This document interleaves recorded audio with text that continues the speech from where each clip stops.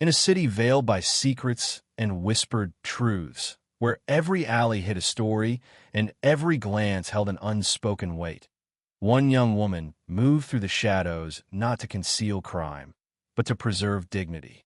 Her name was Juniper Hayes, a 24-year-old waitress in East Side Cleveland, and for her, survival had long, eclipsed dreams.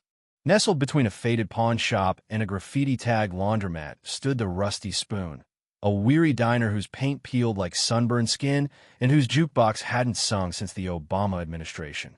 The smell of burnt coffee and fried onions hung in the air like the past itself, heavy and unrelenting. To Juniper, it was home, or at least the closest thing left to it. Her shifts bled together in a blur of plates and platitudes, 16-hour marathons fueled by weak coffee and stronger willpower. Her sneakers squeaked on the linoleum floors, hair tied in a bun that sagged with the weight of exhaustion, hazel eyes dulled by the burden of responsibility. But beneath it all, a fire remained quiet, determined, and unyielding. The last customers had staggered out into the night, leaving behind dollar bills stuck to grease-slick tables and the hollow hush of midnight. Juniper didn't think about her aching calves or the hunger that gnawed at her ribs. Her thoughts were on her mother, Delphine, battling a relentless cough in their one-bedroom apartment. On her brother, Theo, a bright but weary 15-year-old sleeping on a mattress surrounded by hand-me-down textbooks. Their father, Gideon, had died for years earlier, a quiet war with cancer that had ended in financial ruin. Juniper moved like a ghost through the diner, collecting leftovers with practiced speed. A turkey melt gone soggy, a bowl of clam chowder, cold but edible, hardened rolls that most would toss. She scooped it into a Tupperware container, glancing over her shoulder like a thief. Slipping it into her faded backpack, she grabbed her denim jacket and tightened it around herself like armor. From the kitchen, a door slammed open. She flinched. "Still here, Junie?" Marty, the diner's longtime cook, rasped through a smoker's growl. "Just finishing up," she said with a small smile. He nodded, pulling on a frayed coat. "Don't burn out. Ain't nobody else holding up that family of yours." She didn't respond, just smiled again, thinner this time, and watched him shuffle out. Moments later, she stepped into the alley behind the diner, swallowed by the chill of Cleveland's spring and the hum of streetlights flickering above. What she didn't know was that she wasn't alone. Everett Cole had watched her for nights. Dressed in a black hoodie, blending into the booth's shadows, he was invisible to most. CEO of Cole Ventures, the parent company behind the Rusty Spoon and 100 other restaurants across the Midwest, he wasn't there for the menu. He came to observe, to understand why this location lagged in profits. But Juniper had caught his eye for reasons beyond performance metrics. He saw her movements efficient, focused, discreet. And then he saw her steal the leftovers. Suspicion twisted in his chest. Was she selling scraps? Feeding a boyfriend? He'd seen worse. But something about her nagged at him, unsettled him. That night he followed. Down the cracked sidewalks and pothole-littered alleys, he trailed her in silence. She moved with purpose, weaving through forgotten streets until she reached a sagging building. Bright Haven Orphanage. He ducked behind a dumpster and watched. Juniper tapped on the rusted gate. It creaked open.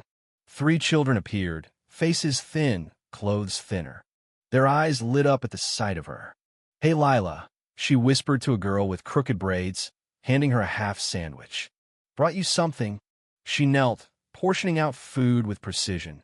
Turkey melt for Lila, chowder for Marcus, rolls for the smallest, a boy with freckles and wary eyes. "Eat fast, okay? And remember, don't tell anyone." They nodded, clutching food like treasure. Everett's breath hitched. This wasn't theft. It was mercy. The next night, Everett returned. Same booth, same hoodie, same cold coffee. He watched again as Juniper worked, her exhaustion masked by muscle memory. Midnight struck. She packed the leftovers, left through the alley, and disappeared into the night. This time, Everett followed with intention. She returned to the orphanage. The same routine. Leftovers passed out with gentle words and a tired smile. When she vanished again into the shadows, Everett stayed. He knocked on the orphanage gate. A small face appeared the freckled boy. "Who are you?" he asked. "Just a friend," Everett replied. "Tell me about the girl who brings you food." The boy hesitated, then grinned. "Juniper? She's the best. Comes every night. Says food makes us strong. Like soldiers." Everett handed him a folded bill. "Thank you." The next morning, from his downtown office tower, Everett summoned his assistant. "Everything you can find on Juniper Hayes." By noon, Margot returned with a slim file. "Lives in a one-bedroom apartment. Mother, Delphine Hayes, chronic bronchitis, no insurance. Brother, Theo, high school student, behind on fees. Father deceased. She's working doubles to survive." Everett stared out the window. Shame rolled through him. He had nearly accused her of stealing. Instead, she'd been giving more than most ever dared. That night, he returned to the Rusty Spoon as himself. No hoodie, no anonymity. Juniper was balancing a tray when he approached. "Miss Hayes." She froze.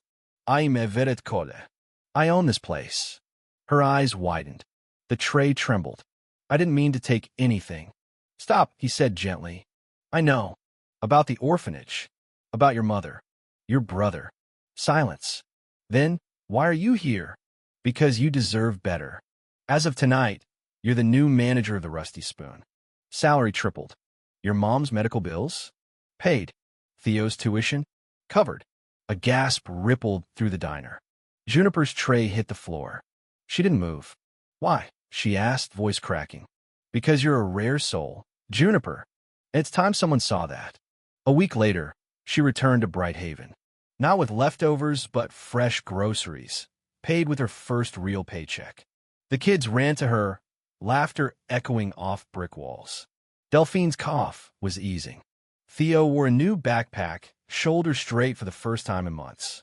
As she handed out sandwiches, she heard footsteps. Everett stood there, jeans and jacket, holding a bag of soccer balls. "Thought I'd pitch in," he said. Tears welled in her eyes. "Thank you, Mr.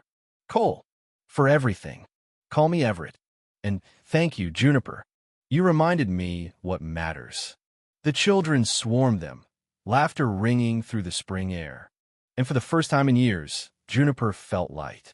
Not just from the burden lifted, but from the warmth of something she thought she'd lost long ago. Hope.